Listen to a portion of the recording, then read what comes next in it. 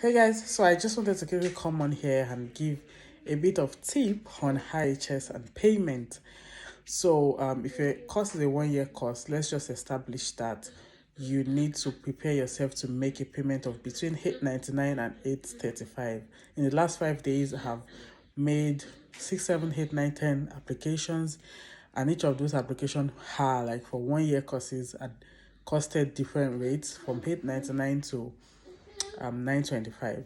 Whatever the case is, just budget between around about that amount if your course is a 1 year course.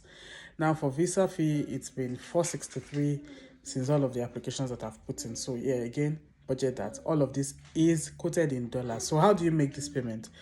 I know a lot of people will say you can open a DOM account and then you can fund it with dollars from Haboki.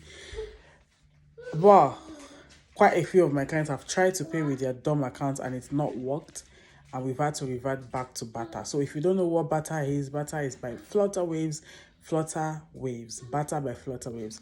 Just get that account, open it up, and then you put your Naira, and you would be able to use your Barter virtual card to make this dollar payment. You put in Naira, and your card will be charged just based on you can fund your dollar card, your Barter by Flutter Waves account, and then make your payment. That's the only way I've been using since like March of this year, when all my Nigerian cards have refused to pay this amount of money. If you've been able to pay with any other bank, can you please share below so that I can share with the community? But so far so good.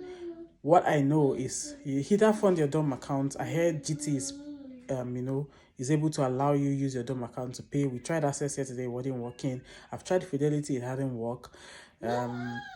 So many other banks, but I hear GT works. I don't know, I've not tried it myself.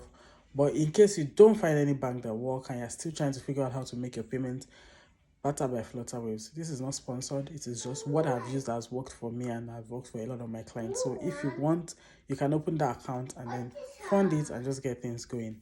I hope this helps.